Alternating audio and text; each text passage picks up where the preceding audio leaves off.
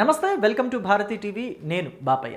నిన్న జోగి రమేష్ అంటే వైఎస్ఆర్ కాంగ్రెస్ పార్టీ నేత, మాజీ మంత్రి, పెడన మాజీ ఎమ్మెల్యే మీడియా ముందుకొచ్చి అనేక రకాల మాటలు మాట్లాడారు.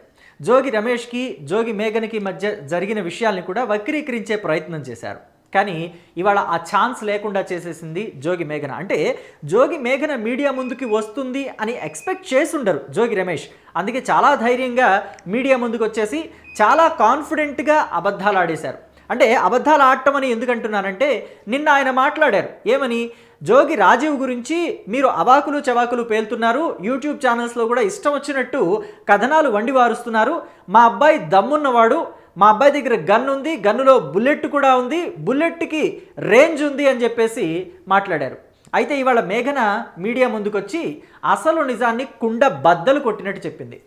అసలు నిన్న జోగి రమేష్ మాట్లాడిన మాటలకి ఇవాళ జోగి మేఘన బయటకు వచ్చి మాట్లాడుతున్న మాటల్ని కంపేర్ చేస్తే అసలైన తుపాకీ ఎవరు అని అంటే మేఘన అని చెప్పొచ్చు. తుపాకీ కూడా కాదు, AK-47 అని చెప్పాలి. ఆ అమ్మాయి మాటల తూటాలు ఎలా పేలుతున్నాయి అంటే అలా పేలుతున్నాయి. కట్నం ఇస్తే ఫీలింగ్స్ వస్తాయా?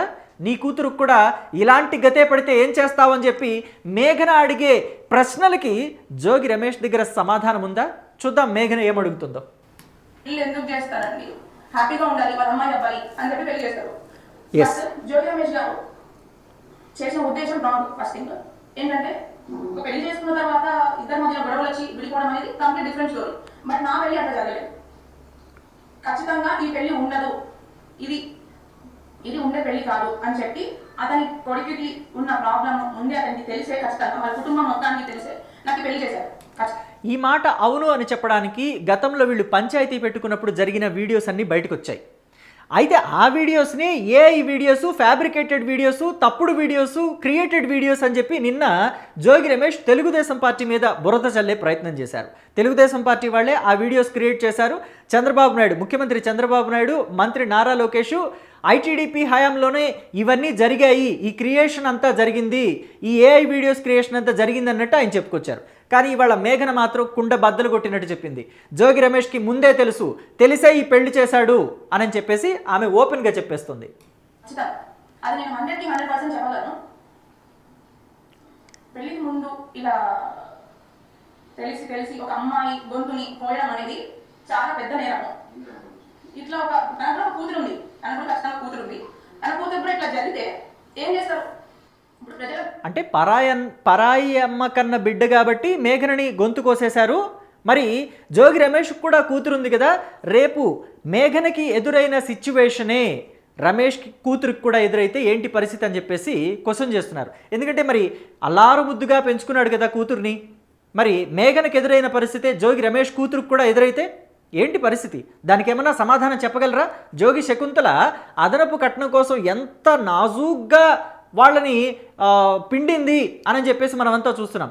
ఆ ఆడియో కాల్స్ వింటుంటే ఇంత నాజుగ్గా అడగొచ్చా అదనపు కట్నం కూడా, కట్నం వేధింపులు ఇంత నాజుగ్గా చేయొచ్చా, ఇంత నైగారంగా చేయొచ్చా అని చెప్పేసి నాకు అర్థమైంది. నేను ఇప్పటి వరకు కూడా ఓ సూర్యకాంతమో ఒక ఛాయాదేవో అదనపు కట్నం కోసం కోడలు వీపు బద్దలేసిపోయేలాగా కొడుతుంటే ఇలా కొట్టాలిగా మన అదనపు కట్నం కోసం అనుకునేవాడిని. కానీ అభినవ సూర్యకాంతంలాగా అసలు ఏమాత్రం నొప్పి కలగకుండా గిల్లగలిగిన శకుంతలను చూసిన తర్వాత మాత్రం నాకు ఆశ్చర్యం వేసింది.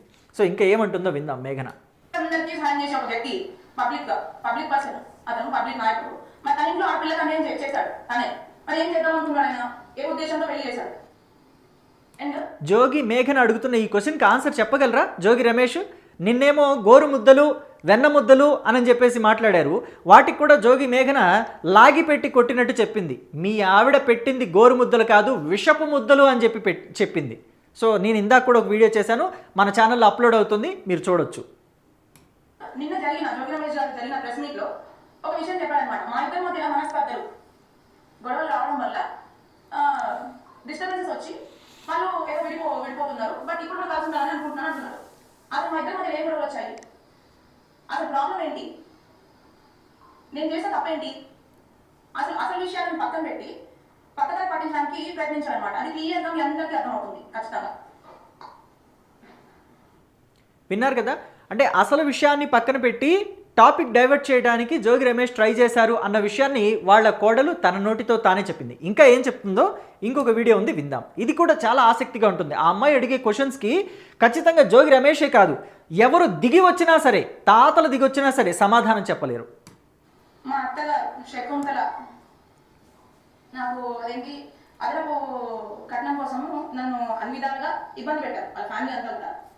మీరు ఖచ్చితంగా అది మొన్న బయటకు వచ్చిన ఆడియోలు వీడియో ద్వారా చూసే ఉంటాను, నన్ను ఏ రకంగా ఇబ్బంది పెట్టారని.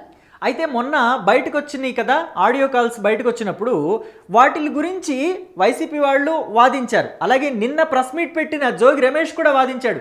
ఇవన్నీ ఫ్యాబ్రికేటెడ్, క్రియేట్ చేశారు, ఏఐతో క్రియేట్ చేశారు, మాకేం సంబంధం లేదు, మేమేమి అదనపు కట్నం కోసం వేధించలేదని చెప్పేసి అన్నట్టుగా మాట్లాడుకొచ్చారు. ఆ అమ్మాయిని అసలు ఇబ్బంది పెట్టలేదు, మతం మారమని అని చెప్పి కూడా మాట్లాడుకొచ్చారు. కానీ ఇవాళ మేఘన ఏం చెప్తోంది, నన్ను ఇబ్బంది పెట్టిన మాట వాస్తవం అంటుంది. ఇంకా ఏమంటుందో విందాం. అయితే అవి కొన్ని మాత్రమే, ఇంకా కూడా నేను చేసిన ఒకటే ఒక విషయం ఏంటంటే, నాకు జరిగిన అన్యాయం, నేను ఎదుర్కొన్న ఇబ్బందులు ఖచ్చితంగా అతను పొలిటికల్ బ్యాక్గ్రౌండ్ అండి. మాది అసలు పొలిటికల్ బ్యాక్గ్రౌండ్ కాదు, మాది కంప్లీట్ గా బిజినెస్ బ్యాక్గ్రౌండ్. మాకు పొలిటికల్ కి బిజినెస్ కి అసలు సంబంధం లేదు. సో నేను అదే విధంగా మా అత్తమ్మ మామయ్యకి నాకున్న ప్రాబ్లమ్స్ చెప్తారు, పక్కన పెట్టి మీరు విన్నట్టు మన ఆడియోలో పెళ్ళైన కొత్తలోనే అండి, మాది May 28, 2025 పెళ్ళి. అయితే నెక్స్ట్ ఒక 1 month లోనే ఆశ్రమం రావడం జరిగింది. అయితే వెళ్ళే ముందు 1 week లోనే నాకు ఫస్ట్ షాక్ రాత్రితో తగిలింది. దాని తర్వాత ఇప్పుడు అది వెళ్ళి వాళ్ళకి చెప్తే అదనపు కట్నం డబ్బులు తీసుకొని వస్తే నువ్వు హ్యాపీగా ఉంటావు, అతనికి ఇంకా విన్నట్టు నువ్వు అది అతనికి ఫీలింగ్స్ వస్తాయి అని అదనపు కట్నం తీసుకొస్తే హ్యాపీగా ఉంటావు నువ్వు అతనితోటి, అతనికి కూడా ఫీలింగ్స్ వస్తాయి అని చెప్పేసి జోగి శకుంతల చెప్పిన మాటలు ఆడియో కాల్స్లో మనం ఆల్రెడీ విన్నాం కదా. మన ఛానల్లో కూడా ఆ విషయాలన్నీ కూడా నేను మెన్షన్ చేశాను, కొన్ని వీడియోస్ చేస్తే అవన్నీ తప్పు అని చెప్పి మాట్లాడాడు నిన్న జోగి రమేష్, మాజీ మంత్రి జోగి రమేష్. అవన్నీ తప్పు, క్రియేట్ చేశారని చెప్పారు. నేను కూడా నిజమే అనుకున్నాను, ఒకవేళ పొరపాటు పడ్డామా, మనం సోషల్ మీడియాలో దొరికినాయి కదా అని చెప్పి తీసుకున్నాము. జోగి రమేష్ భార్య కోడల్ని అదనపు కట్నం కోసం వేధిస్తుంది, ఇదిగోండి ఆడియో కాల్ అని చెప్పేసి మనం ప్లే చేశాము, కానీ అది తప్పు అంటున్నాడే జోగి రమేష్, ఏమన్నా పొరపాటు చేసామో మనం అని చెప్పేసి నేను కొంచెం బాధపడ్డాను. అరే, ఒక ఫ్యామిలీ గురించి మాట్లాడుతున్నామే, ఒక పెద్దావిడ గురించి మాట్లాడుతున్నామే, జోగి శకుంతల మాజీ మంత్రి భార్యే, మాజీ ఎమ్మెల్యే భార్య కదా అని చెప్పేసి నేను కూడా కొంచెం మదనపడ్డాను.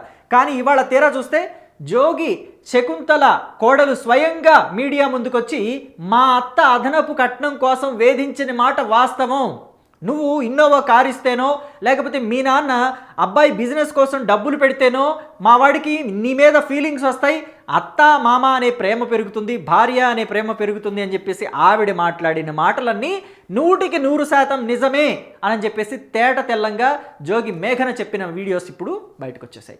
ఆవిడ ప్రెస్ మీట్ పెట్టి మరీ కుండ బద్దలు కొట్టేసింది. మరి దీని మీద జోగి రమేష్ కానీ ఆయన సతీమణి జోగి శకుంతల కానీ బయటకు వచ్చి ప్రెస్ మీట్ పెట్టే ధైర్యం వాళ్ళకుందా? జోగి రాజీవ్ కానీ జోగి శకుంతల కానీ, అంటే తల్లి కావచ్చు కొడుకు కావచ్చు, బయటకు వచ్చి మాట్లాడగలిగే ధైర్యం వాళ్ళకుందా? వాళ్ళు నిజమే చెప్తున్నారు అనే నమ్మకం వాళ్ళకుంటే బయటకు వచ్చి జోగి శకుంతల తన కోడలు చెప్పిన విషయాలు కాదు అని ప్రూవ్ చేయగలరా? ఆమె చెప్పిన విషయాలన్నీ అబద్ధం అని చెప్పి రుజువు చేయగలరా? ఏం చేస్తారు ఏంటి అనేది వెచ్చి చూద్దాం. అలాగే జోగి మేఘన చెప్పిన విషయాలన్నీ కూడా నిజమే అని మీరు అనుకుంటున్నారా లేదా అనే విషయాన్ని కామెంట్ బాక్స్లో తెలియచేయండి.